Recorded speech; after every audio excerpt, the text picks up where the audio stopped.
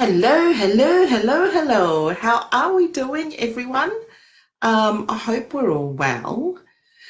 How's your day been? Mine's been a very interesting day. Um, I spoke the other day about um, my foot and having done something to my Achilles. And I went off to the GP today, and she thinks that there's a possible um, tear in my Achilles. Yep, possible, but we don't know yet. So just waiting to get an ultrasound done on Friday, and hopefully I can have it properly diagnosed so I can decide what I need to do from there.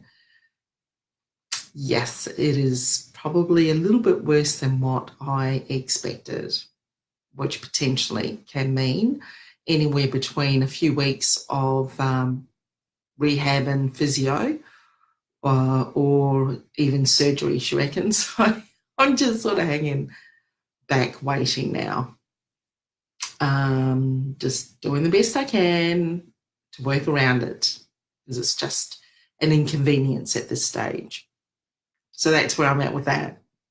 I hope you're well. My name is Tanga. If this is the first one of my videos that you're watching, and this is video 29. Holy hooly dooly.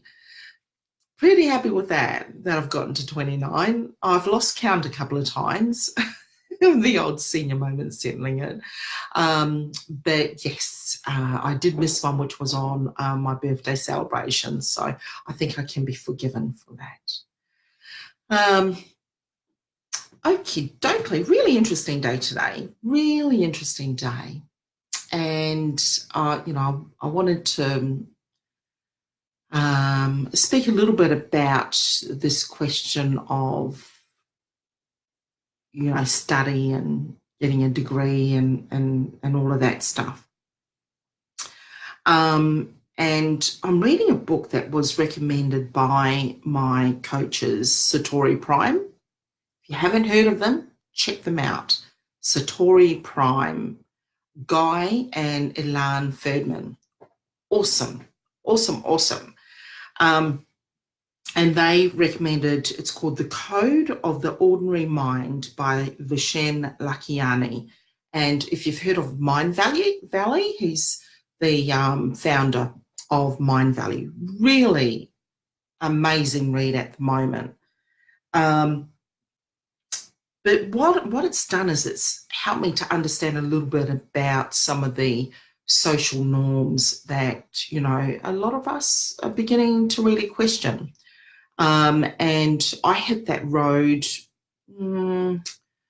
actually several times in my life. Coming out of study, I had done really well at high school and got my entry level to university. And my mum was, really keen on teaching because granddad was a teacher. And so, I wanted to go down that path of teaching. Well, I thought I wanted to.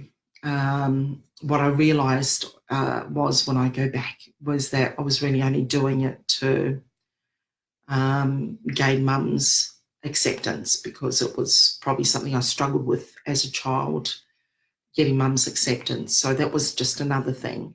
However, after being accepted into Teachers College, I lasted all of 8 months. 8 months. I think I spent most of Teachers College hanging out in the canteen, just sitting around, just wasn't really interested, wasn't applying myself. Because I just saw it as another extension of study and I didn't really see any meaning in it. So I very quickly got myself out of there and went to work. I thought I might as well just go get a job, and that's what landed me into the social welfare. It was called social welfare in those days back in New Zealand. So I'm going through this whole process and, had my family early, met my husband then. We had our kids early, so sort of focused on raising the children. But as I began to get back into work, the opportunities to study again would always raise its head. And up until then, I was able to do a lot of the in-house training at work in my jobs. Leadership development, a lot of that was sort of the development that was provided within our workplace. So that wasn't too bad.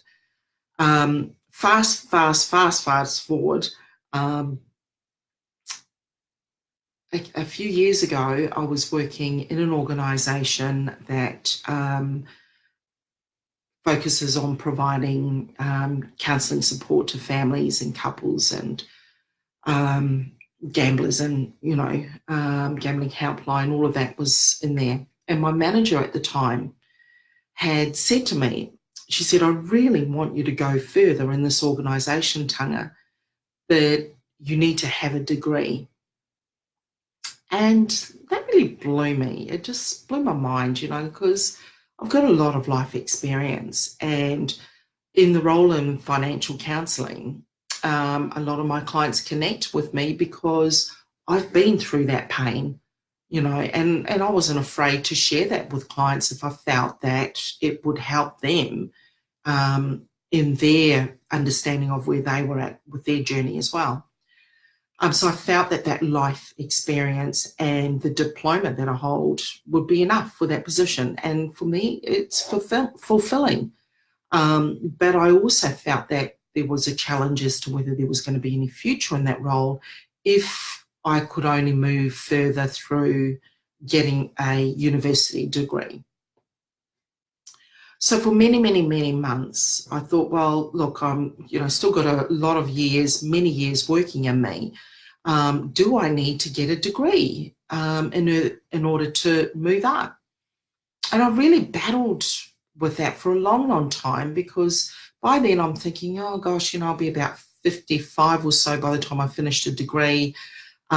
Is it really going to give me that leverage that I need by the time I finish study? And to be honest, I'm looking at a lot of the older women in the organisation with degrees, and I thought, I don't know if I want that.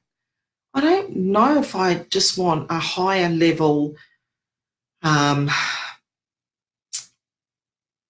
higher level accountability to organisational hierarchy again in my life. I wanted to create some freedom. And so, I made some inquiries with different courses, and I was that close to signing up for courses. But the one thing that was putting me off was I really could not see that there was going to be much of a future. In fact, I would come out of it and I would still have to look for a job. And so at the time, I began to really explore alternative options of learning new skills, learning skills that I could develop in different industries, and not be, funneled into this one industry, which I currently was finding because of the type of role that I was doing. And so I found the ability to study and still use the skills that I learned from that to actually apply and then, start generating income off those skills as I learned. And, the skills that I've learned so far are just, they would never go be outdated, because you're constantly learning on this platform of all the up-to-date algorithms and things that are going on. And so it's always quite fascinating to up-level that training as you go through. And so that's what I chose to do, is to study with an academy, which is focused on digital marketing and understanding the process of digital marketing, regardless of the service, the product that you decide to sell or to market, particularly in the online space. So I think my one thing that I did want to maybe say is, research what it is that you actually want to do.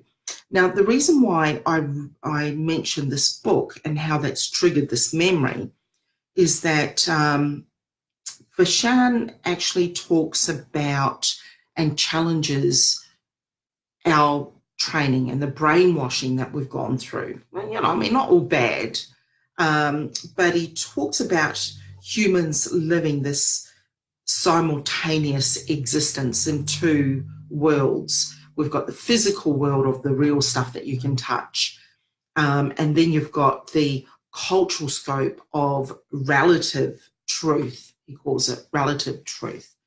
And that's where in that is our identity, our religion, our nationality, our beliefs, and our mental constructs. And so what we're being taught here is really have a think about if you are in a religion or the things that you choose, the habits that you have formed, the social norms that you've learned, have all been taught to us through childhood, through the people that have surrounded us. You know, our manners and the way that we sit is often taught to us by our parents and what their beliefs are that are acceptable and not acceptable. Again, religion is often chosen already for you. You know, why wouldn't you be able to make that choice yourself as you get older? And I suppose there is a real movement towards spirituality as opposed to religion, you know, because people are beginning to question a lot of the organised religions and how that all works as well. But understand that there is still a higher energy. So I suppose in terms of the, you know, whether you go to a degree level or not, really comes back to, is that going to serve you to be able to leverage off to do the things that you've chosen to specialise in, or to keep you on track towards what it is you want to be able to achieve. And for a lot of roles, you may need to have a degree for that. The interesting thing is the judgment that you do see in society. You know, people just automatically, oh, you've got some letters after your name. Oh, right, so you must know more than me, and the status thing starts to come into it, and this person is more worthy than I am because they've studied in a degree and I haven't. And I'm starting to question that as well. And, you know, I've got to admit, I was one of those that would sit and put myself, devalue what I have to offer because I don't have a degree. And that's not the case at all. In actual fact, if you're able to serve someone and make a difference in their lives, you don't have to have letters after your name to do that. So if you want to, if you're interested, the book is called The Code of the Ordinary Mind. And I've got it on audiobook, and I've literally just gone through the first couple of chapters, and it's mind-blowing. It helps you understand. I remember I was always raised a Christian, and I did go through and I was rebaptized as an adult about 4 years ago. And so I wanted my daughter to come along and family to come along, and I was really enjoying it. But I did start to question some of the practices. But I remember my daughter saying to me, oh, Mum, I'm not really getting much out of this. And I felt like, oh, why? This is, you know, this is really important for you. But what I respect now was that she was honest enough to say, this isn't in alignment with what I'm looking for. This is not fulfilling what I'm looking for spiritually. And, you know, in a time or in a situation where we are speaking to people who have influenced us in the past, sometimes that can take a bit of courage to challenge their beliefs as well. as what happened between my daughter and myself. I remember at the time thinking I was disappointed, but also stepping back and letting it run, because this is her life, it's her choice. And we need to respect that too. But, it's a challenge. It's a change for me. Like, my parenting has been modeled off my parents' parenting and, my aunties and uncles and how they are. And that's very strict. This is how it is. This is how we're teaching you, and that's the way of the world, without much choice around that.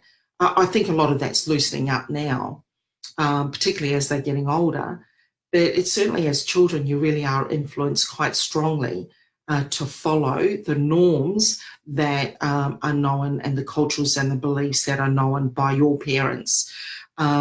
So if you're interested, grab that book, have a listen to it. I'd be really keen to hear your feedback as well. But that again is The Code of the Ordinary Mind by Vishaan Lakhiani, and he's the founder of the Mind Valley. All right. I hope that's made sense. I feel like I've just sort of been a little bit all over the place with it, but I hope you've gotten the essence of what I'm trying to communicate there. All right. My last one tomorrow. Yay. Good night, everyone. Good morning, good afternoon, depending on where you are in this world. Hashtag replay if you're checking this after my live, and it would be after my live because I've got no one with me at the moment. And, interested to hear your thoughts as well. All right. Mwah. Love you all. Bye-bye.